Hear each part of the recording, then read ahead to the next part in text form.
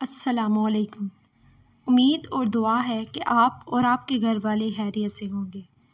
میں ہوں عائشہ اور آپ دیکھ رہے ہیں ہارر موڈ۔ ہارر موڈ کو دیکھنے کے لیے لائک، شیئر، سبسکرائب کے بٹن کو پریس کریں اور بیل نوٹیفیکیشن کو آن کریں۔ As you know guys, you are here for watching horror stories, so without wasting time, let's get started۔ جیسا کہ آپ جانتے ہیں کہ جنات کا تعلق ایسی دنیا سے ہے جو انسان کی سوچ سے بالا تر ہیں، تو آئیں ایسی ہی ایک کہانی آپ کو سناتے ہیں۔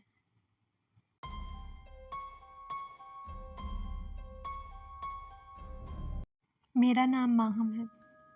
جو واقعہ آج میں بتانے جا رہی ہوں وہ واقعہ در حقیقت میرے ساتھ پیش تو نہیں آیا، مگر میرے سامنے ہوا آنکھوں دیکھا حال ہے۔ آج میری دوست کو گئے تقریباً 1 سال ہونے کو آیا تھا۔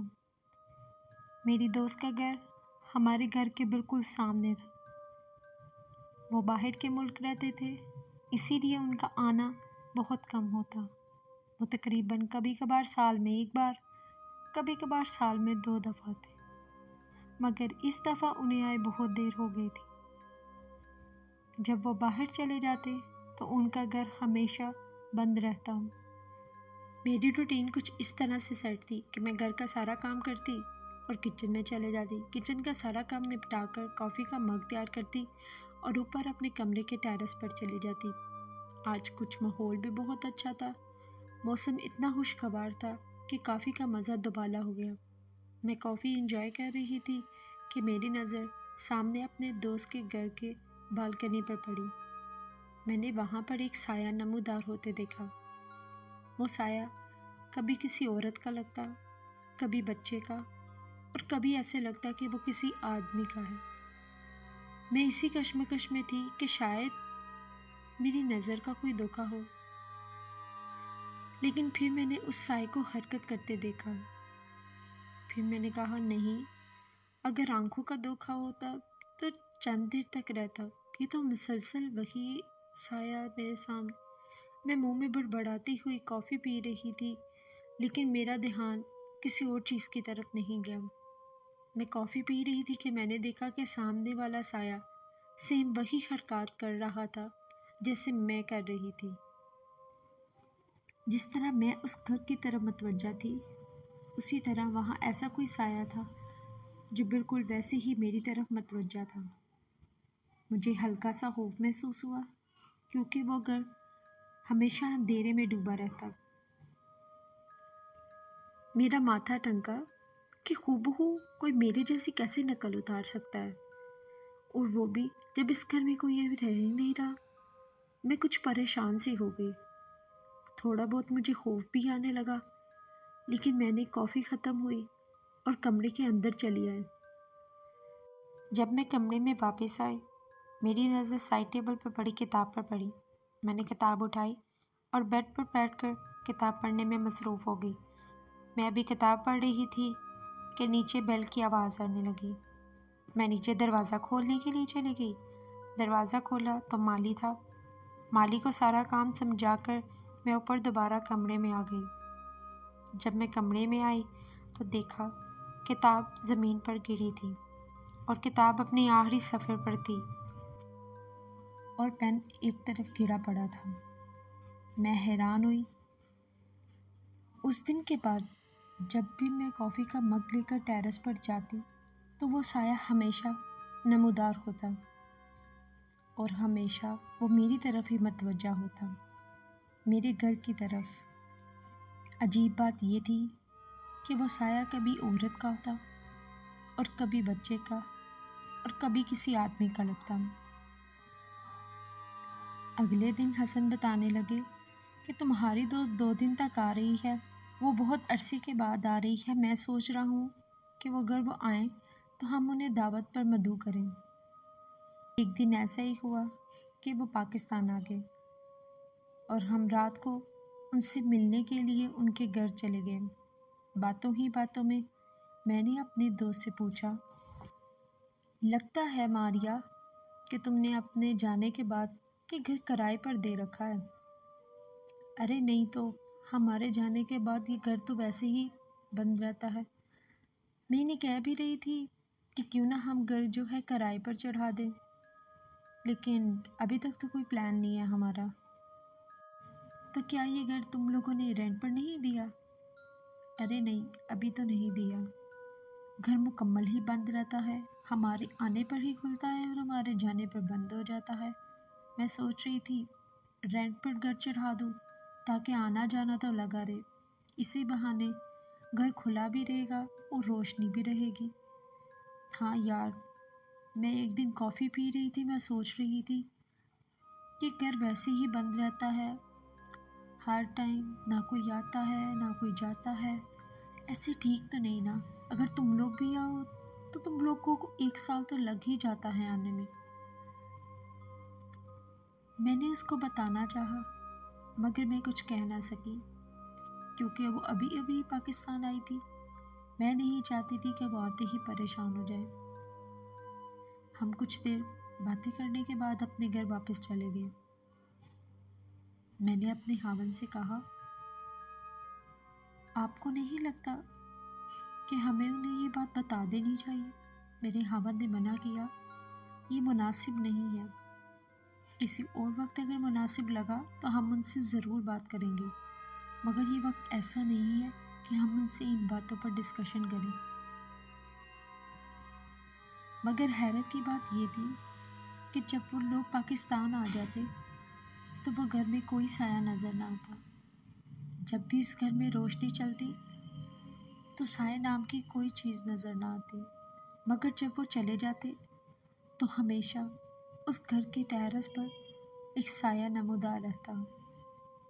آج بھی وہ گھر ویسا ہی ہے، ہمیشہ رات کو اس گھر کے ٹیرس پر ایک سایہ نمودار ہوتا ہے۔ وہ سایہ کبھی عورت کا، کبھی بچے کا اور کبھی کسی آدمی کا لگتا ہے۔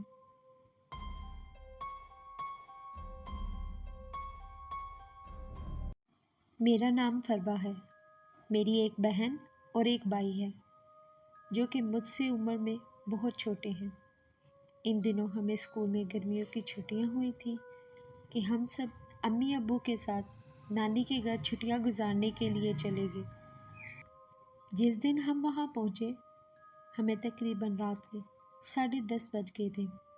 جاتے ہی کھانا کھایا اور چہل قدمی کے لیے نکل گئے۔ نانی جان کے بہت منع کرنے کے باوجود ہم بچے باز نہیں آئے اور باہر ٹہلنے کے لیے چلے گئے۔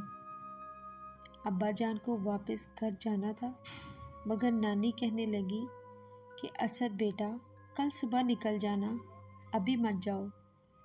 ہمیں بھی نانی جان نے سختی سے منع کیا کہ 12 بجے کے بعد کوشش کرنا کہ گھر سے مت نکلنا۔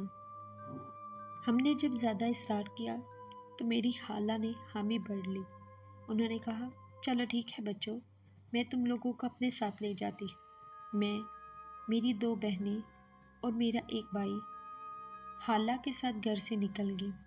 میری خالہ بہت کم عمر اور خوبصورت تھی، ابھی ان کی شادی بھی نہ ہوئی تھی کہ شاید یہی وجہ تھی کہ نانی جان خالہ کو باہر نہیں جانے دیتی تھی کہ ان کو نظر نہ لگ جائے، کیونکہ وہ شکل کی بہت خوبصورت تھی۔ ان کے گھنے سیاہ بال، سفید سرخ چہرہ ان کے حسن میں اضافہ کرتا۔ خالہ ہمیں باغ کی طرف لے گئی، ہر طرف اندھیرا ہی اندھیرا تھا، اندھیرا کافی زیادہ تھا۔ خالہ نے عمر سے کہا، عمر ٹارچ آن کر لو۔ عمر نے ٹارچ آن کر لی۔ خالہ اتنا کہہ ہی رہی تھی کہ اچانک ان کا پاؤں کیچڑ میں دنس گیا۔ میں نے دیکھا تو میں حیران ہو گئی۔ میں نے خالہ کو کھینچنے کی کوشش کی مگر خالہ کا پاؤں تو جیسے کیچڑ میں دنستا ہی چلا جا رہا تھا۔ میں نے بہت مشکل سے خالہ کا پاؤں کیچڑ میں سے چھڑایا اور ان کو ایک طرف دھکیلا۔ پاؤں کیچڑ میں جانے کی وجہ سے کافی زیادہ گندا ہو گیا، ان کا پاؤں ایک طرف سے جل چکا تھا۔ میں اور میری بہن بھائی بہت مشکل سے خالہ جان کو سہارا دے کر گھر لائے۔ آنے پر پتہ چلا کہ بابا واپس جا چکے ہیں۔ ماما اور نانی حالہ کا پاؤں دیکھ کر تو جیسے خوفزدہ ہی ہو گئی۔ پوچھنے پر پتہ چلا کہ پاؤں کیچڑ میں دھنس گیا ہے۔ نانو نے جلدی سے اٹھ کر حالہ کا پاؤں دیکھا اور کہنے لگی، یہ تو بالکل بھی کیچڑ میں دھنسا ہوا نہیں لگتا، دیکھو ایسے جیسے جل گیا ہو۔ کیا کر کے لائی؟ چلو جلدی سے ڈاکٹر کے پاس چلو، کہیں یہ زخم بگڑ نہ جائے۔ نانو حالہ کو لے کر ڈاکٹر کے پاس چلی گئی۔ ڈاکٹر کے پاس گئی تو ڈاکٹر نے بتایا کہ کیا پاؤں آگ کی وجہ سے جلا ہے؟ نانو تو جیسے چپ ہی ہو گئی۔ نہیں ڈاکٹر صاحب، بچی تو کہہ رہی تھی کہ اس کا پاؤں کیچڑ میں دھس گیا ہے۔ نہیں ماں جی، زخم دیکھ کر تو نہیں لگتا، زخم دیکھ کر ایسا لگتا ہے جیسے پاؤں بہت بری طرح جل گیا ہو۔ ڈاکٹر نے دوا دی۔ نانی اور خالہ دوا لے کر واپس گھر میں آ گئی۔ گھر میں آئی تو نانی بے حد پریشان تھی۔ کچھ دیر تو جیسے وہ کچھ بول ہی نہ سکی اور کہنے لگی، اب مغرب کے بعد کوئی بھی گھر سے باہر نہیں جائے گا۔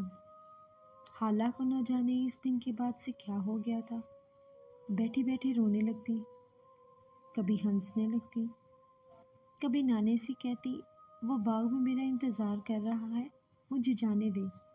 جب نانی منع کرتی تو نانی جان کو غصے سے دیکھ کر کہتی، کب تک بچاؤ گی؟ مجھے جانے دو، مجھے کیوں روکتی ہو؟ وہ مجھے بلا رہی ہے، تم مجھے کیوں نہیں جانے دیتی؟ وہ بڑی بے رخی سے اور بہت باری آواز سے باتیں کرنے لگ جاتی۔ وہ آواز اس کی بالکل بھی نہیں لگتی تھی۔ ہم یہ سن کر بہت پریشان ہو جاتے۔ کبھی بھی تمہاری خالہ نے اس لہجے میں میرے ساتھ بات نہیں کی، مگر اب وہ اس طرح سے روکھا لہجہ رکھتی ہے کہ مجھے بہت دکھ ہوتا ہے۔ یہ ابھی آغاز تھا، کچھ دن گزرتے پھر خالہ کو وہی دورہ پڑتا، خالہ اسی طرح سے بیہیو کرنا سٹارٹ کر دیتی۔ وہ جب اس طرح کی حرکات کرتی، ان کی آواز ایک دم بہت بھاری ہو جاتی۔ ہم بچے ان کی آواز سے ڈر جایا کرتے۔ خالہ جان تو جیسے اس دن کے بعد سوکھتی ہی چلی جا رہی تھی، نہ ہی وہ پہلے جتنی خوبصورت رہیں اور نہ ہی ان کے بال۔ اب تو ہم بچوں کو بھی گھر میں عجیب سی بے سکونی سی ہونے لگتی۔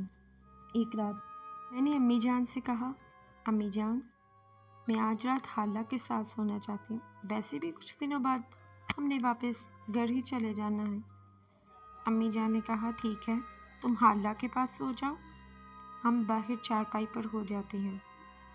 نانی، ماما اور بائی باہر چارپائی پر سو گئے، میں اور خالہ کمرے میں چلے گئے۔ ایک طرف خالہ کا بستر لگا تھا، دوسری طرف میں نے اپنا لگا لیا۔ آدھی رات ہوئی، میری آنکھ ایک عجیب سی آواز سے کھلی۔ میں نے دیکھا کہ خالہ اپنے ناخن دیوار پر رگڑ رہی تھی، ان کے بال ان کے پیروں تک آ رہے تھے۔ میں نے سوچا، خالہ کے بال تو کمر تک ہیں، یہ تو پھر یہ کون؟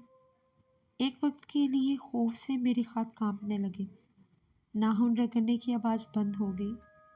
میں نے تھوڑی سی آنکھ کھول کر دیکھا تو میرے منہ سے دل خراش چیخ نکلی اور میں بے ہوش ہو گئی۔ صبح اٹھی تو نانی جان اور امی جان میرے پاس بیٹھی تھیں۔ ان کا کہنا تھا کہ رات کو تمہاری چیخ نکلی تھی، ہم نے اندر آ کر جب دیکھا تو تم بے ہوش ہو چکی تھی۔ ایسا کیا ہوا؟ تم کیوں اتنی خوفزدہ ہو گئی تھی رات کو؟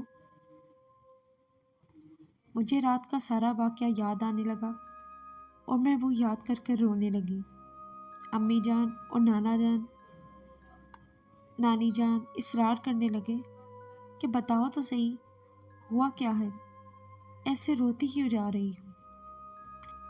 میں نے رات کا سارا واقعہ امی جان اور نانا جان اور نانی جان کو کہہ سنایا۔ ان سے کہا کہ میں نے آدھی رات کو دیکھا کہ خالہ اپنے بیڈ سے اتر کر دروازے کے پاس زمین پر بیٹھی تھی اور اپنے ناخنوں کو دیوار کے ساتھ مسلسل رگڑ رہی تھی۔ ان کی اسی آواز سے میری آنکھ کھلی۔ جب میں نے یہ دیکھا تو میں سمجھ نہ پائی کہ وہ خالہ ہیں یا کون، اسی لیے میں بے ہوش ہو گئی۔ اس دن کے واقعے کے بعد اور کچھ حالہ میں ہوئی تبدیلیوں کے بعد نانی جان ایک دن صاحب علم کو گھر بلا لائے، جس نے حالہ جان کو فوراً دیکھتے ہی بتا دیا کہ اس پر سایہ ہوا ہے۔ ایسا سایہ انہوں نے پہلے بھی 2 لڑکیوں میں سے نکالا تھا۔ ان کا کہنا تھا کہ اس جن کو خالہ جان کے بال بہت پسند آ گئے تھے اور وہ پہلے بھی 2 لڑکیوں کے اندر ان کی خوبصورتی کے باعث قابض ہو چکا تھا۔ ان عالم صاحب نے خالہ کے اندر سے وہ جن تو نکال دیا، لیکن نانی کہا کرتی کہ ہر روز گھر میں پانی دم کر کر چھڑکتی۔